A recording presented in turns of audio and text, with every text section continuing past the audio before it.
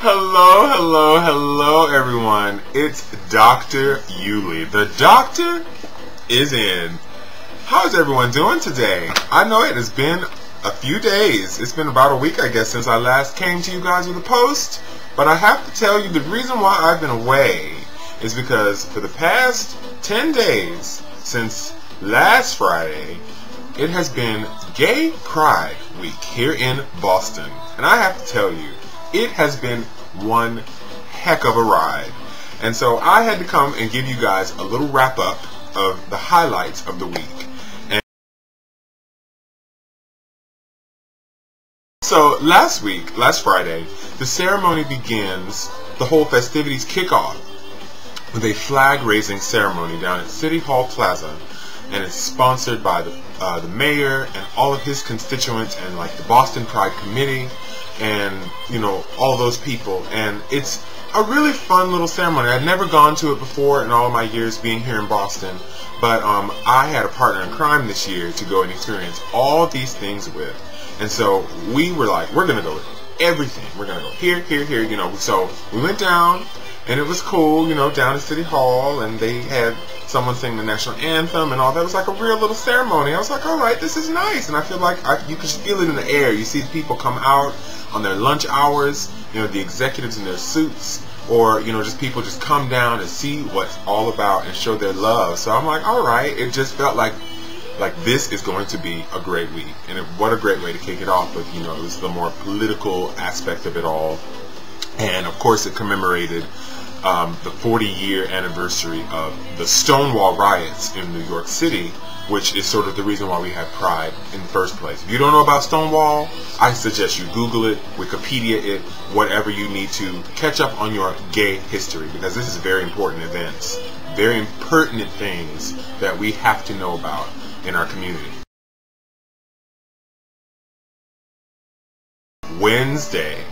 Wednesday was where I really started to get my life here in Boston, because they had the Pride Idol finals. Pride Idol here in Boston Gay Pride is like their version of American Idol, of course. And in the weeks leading up to the actual event, they have several rounds, and they narrow it down to like a top 10, and they all do their thing, and they bring in a panel of rather esteemed judges. And I have to say, I was so taken when not one, but two of the judges were two of RuPaul's Drag Race superstars, darling. None other than Miss Jade, who was fierce with her long J-Lo inspired hair, and then of course the queen herself, Miss Cameroon, BeBe Zahara Benet, darling. Yes, I got to see BeBe.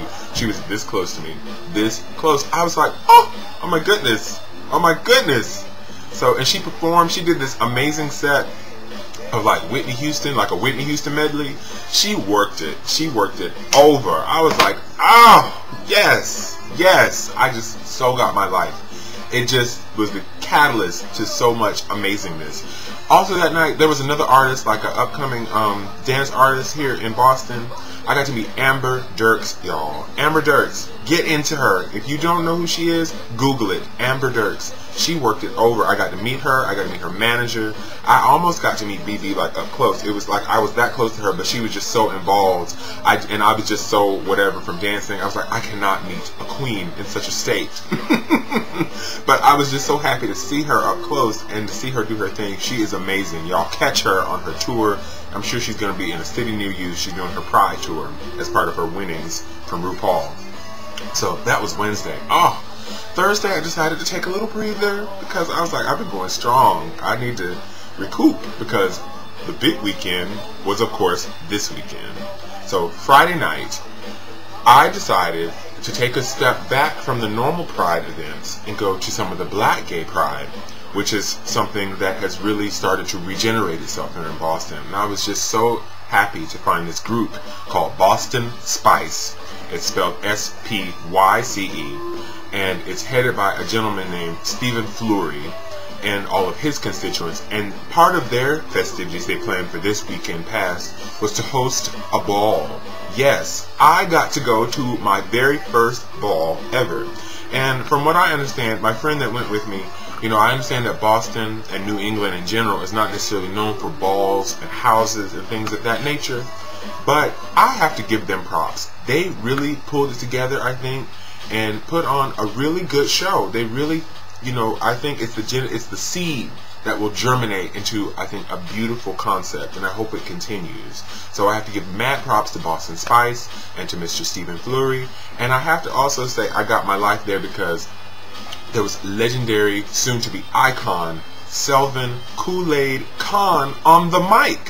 What? So yeah, it was great. And then I went out to this amazing dance party. I was like, I feel like I'm in Queer as Folk right now. Like, it was strobe lights, these beautiful dancers, the music was bumping. It was so much bass going on. I felt like I wasn't gonna be able to hear for like 2 or 3 weeks, and I could feel it like rattling the hair of my eyebrows. I was like, whoa, what is this? But it was so amazing, so amazing. So that was Friday. Transition into Saturday. Saturday is the day, the moment, the pièce de résistance of the Pride, because it's the Pride Parade, darling. The Pride Parade came to Boston, and I have to say, at first, me and my partner in crime, we got down there and we were just like, this is kind of lame, because they put too many churches. I'm just gonna put it on blast. Boston Pride, y'all have too many churches walking in the Pride Parade. Like, I'm all for churches supporting us, but I want to see drag queens. I want to see people on stilts. I want to see baton twirlers. I want to see all of that. I want to see, give me what I want. And just when we thought we weren't going to see any of that, lo and behold, the Bacardi float comes down the street. And I was like, what is this? I was like, They were throwing the beads. They had the guys. They had the girls. I was like, this is what it's all about. This is a parade. And I just got my life. That was just the kickoff to what became quite a long but very fruitful day. Finally, last night, Sunday, the final closing, my friend and I, we went to brunch in the morning just to sort of recuperate and to regroup and rethink, because, like I said, it was starting to catch up to us. So it was like, we just got to eat. We just got to get our carb fest on.